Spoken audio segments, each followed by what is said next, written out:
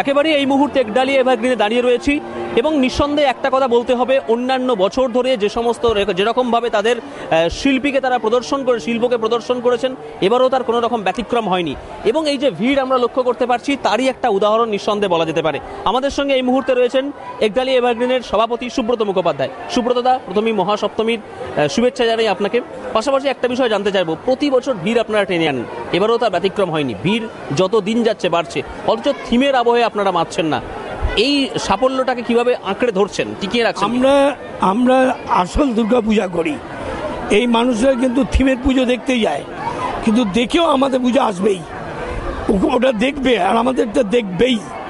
তো তার কারণ হলো ছোটবেলা থেকে প্রায় জন্মর পর থেকেই দুর্গা ঠাকুর, দুর্গা পুজো বলতে একটা ইমপ্রেশন বাড়িতে তৈরি হয়, প্রতি বাঙালি বাড়িতে।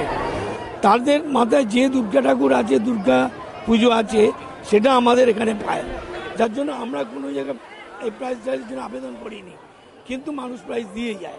স্বাভাবিক প্রশ্ন, গোটা বছর আপনি রাজ্যের নানান উন্নয়নের কাজের সঙ্গে ব্যস্ত থাকেন, এই ক্লাবের উন্নয়ন এবং এই মণ্ডপের উন্নয়নের কাজের জন্য কতটা সময় দিতে পারেন?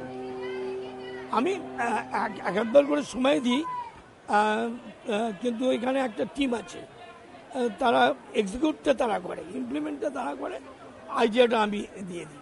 গোটা রাজ্যের পুজো বলতে গেলে গোটা বিশ্বে যেখানে যেখানে দুর্গাপুজো হয় সেই সমস্ত জায়গায় সেরার তালিকায় একডালিয়া এভারগ্রিন বরাবরের মতো রয়েছে, এবারেও সেই তালিকায় রয়েছে।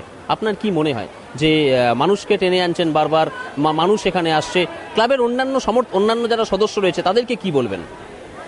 না, মানুষকে আমরা তো থিম করি না, কিন্তু খুব পরিকল্পিত টেম্পল, মন্দির করি বা অন্য কোনো স্কাল্পচার করি এবং সেটা দৃষ্টিনন্দন হয় এবং খুব উৎকৃষ্ট মানের হয়।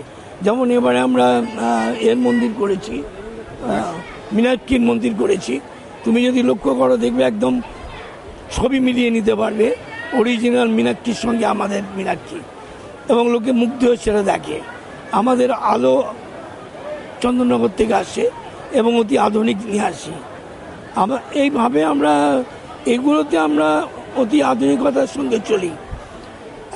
একমাত্র আমাদের পুজোতেই লেজার ব্যবহার হয়, সবই ঠিক আছে, কিন্তু মাতৃ আরাধনাটা বা মূর্তিটা আমরা একেবারে সাবেকিয়ানা মৃন্ময়ী চণ্ডীর যে মূর্তি, সেই ধারায়, পুজোর ধারায় তৈরি করি। আধুনিকতা এবং সাবেকিয়ানা দুটোর একসঙ্গে মেলবন্ধন এবং গাঁটছড়া কিন্তু আপনারাই বাঁধতে পারেন। দাদা, একটা ব্যক্তিগত প্রশ্ন, এই পুজোর যে কটা দিন আপনি নিজে কিভাবে কাটান? এই সবারই মতনই কাটায়। আমি আজকেও পর্যন্ত একটু কিছু কাজ তো করতেই হয় আমাদের, তাকে যেমন আজকে একটা অ্যাম্বুলেন্স আর ডোনেট করার ছিল, সেটা করে দিয়ে এসেছি। আর কাল পর্যন্ত তো পুজো উদ্বোধন করেছি সন্ধেবেলায় অনেক, কিন্তু তারপরে সময় পেলে আমি এখানেই যাই। একেবারেই দাদা, একটা বিষয়, গোটা বছর আপনি নানান কাজে ব্যস্ত থাকেন এবং পুজোর সময় মানুষদের আনন্দ দেন, তার সেই জায়গা থেকে দাঁড়িয়ে আমরা R+-এর পক্ষ থেকে সেরা যে সম্মান আপনাদের হাতে তুলে দিতে পারছি, তার জন্য নিজেরাও গর্বিত। আপনি কি বলবেন? না, আমাদের খুব ভালো লাগছে। আমরা তো এমনি করে আবেদন না করলেও যারা আমাদের নিজে থেকে দেন তার মূল্য অনেক বেশি, এবং আমরা শ্রদ্ধার সাথে তা গ্রহণ করি এবং সযত্নে রেখে দিই। অসংখ্য ধন্যবাদ। সুব্রত মুখোপাধ্যায় তিনি যে বিষয়টা আমাদের সামনে তুলে ধরলেন, সেই জায়গা থেকে নিঃসন্দেহে যেটা উঠে আসছে যে গোটা বছর তারা যেমন ব্যক্তিগতভাবে ব্যস্ততার মধ্যে কাটান, তার পাশাপাশি এই R+-এর পক্ষ থেকে সেরা পুরস্কার পেয়ে তিনি যে নিঃসন্দেহে আনন্দিত, সেটাও আমাদের সামনে তুলে ধরলেন। ক্যামেরায় অর্ঘ্য চট্টোপাধ্যায়ের সঙ্গে স্বর্ণেন্দু দাস, R+ নিউজ, কলকাতা।